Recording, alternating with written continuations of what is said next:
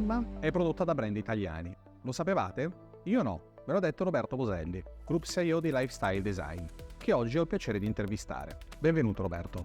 Grazie Luca, è un piacere essere qui e dobbiamo considerare che gli eventi degli ultimi anni sono stati molto importanti e hanno fortemente modificato il comportamento di persone e mercati, costringendo le aziende ad operare in un contesto fortemente imprevedibile e quindi le organizzazioni più che prima devono doversi adattare in modo molto rapido a questi cambiamenti. D'altro canto, come disse Darwin, a sopravvivere non è la specie più forte, ma è quella che si sa adattare meglio. Io credo che in tutto questo la tecnologia giochi un ruolo fondamentale. Lo è stato durante il lockdown, permettendo ad aziende come la nostra di continuare ad operare nonostante le sedi, i negozi, le fabbriche fossero chiuse.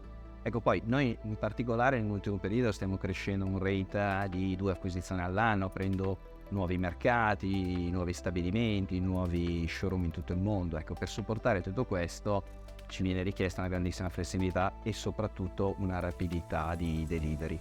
E ancora una volta avere una piattaforma tecnologica flessibile è di grandissimo aiuto. Quindi flessibilità e agilità sono le chiavi per rimanere competitivi in un mercato di oggi, no? Mi confermi questo? E possiamo dire che less is more, quindi deliberare meno ma più in fretta. Ecco, come l'intelligenza artificiale sta aiutando la tua azienda e quale impatto invece anche sta avendo nel settore del lusso? Beh, allora intanto dobbiamo dire che l'intelligenza artificiale ormai fa parte della nostra vita quotidiana, lo è in qualsiasi cosa, dalle macchine agli apparati domestici che abbiamo in casa.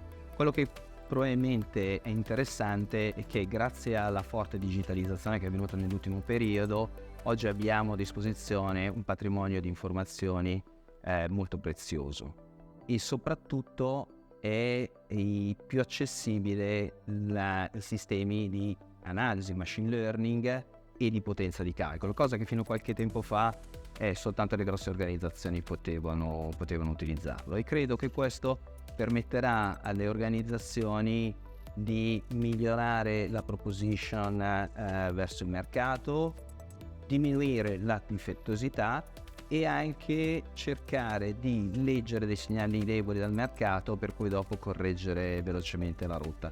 Noi nel nostro piccolo l'abbiamo introdotto per l'analisi dei documenti d'ingresso e la relativa registrazione sui sistemi gestionali, sull'analisi della difettosità di alcuni materiali critici, e adesso abbiamo lanciato un progetto un po' ambizioso di predictive per supportare la supply chain.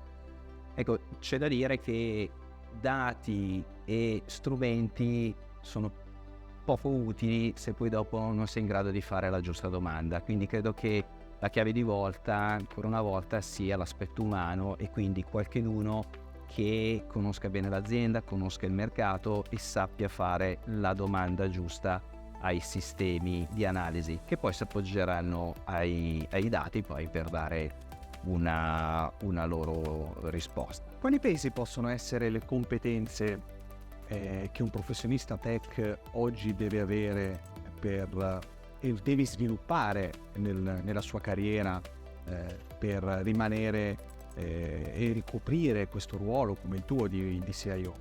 Ma allora, oggi la tecnologia evolve e paradossalmente è richiesta meno esperienza tecnica per gestirla. Si immagini il cloud per quanto riguarda l'infrastruttura, ma lato applicativo sempre di più ci sono sistemi low code e no code, quindi credo che per le organizzazioni sia più importante avere dei profili che siano degli ottimi analisti, che riescano a leggere i processi dell'azienda in modo critico, capiscono dove è più opportuno intervenire e poi dal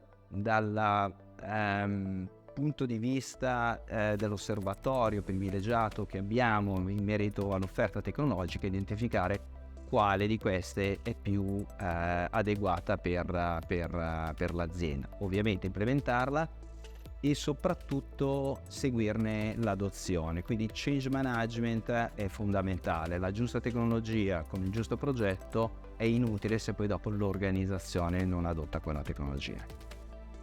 Se dovessi provare a sintetizzare con un pensiero la tecnologia, quale sarebbe?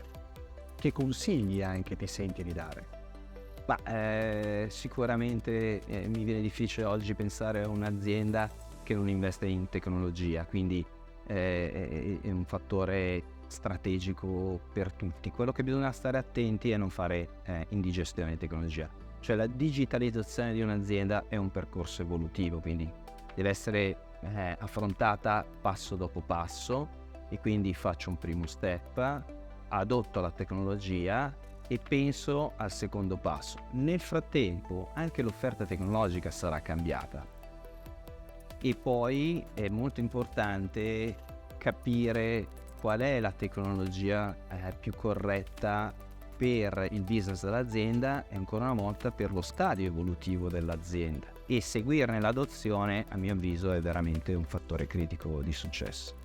Senti Roberto, grazie mille, grazie a voi di essere stato qua oggi, è stato molto interessante insomma conversare con te e averti come ospite, e ti ringrazio. Grazie a voi, è stato un vero piacere.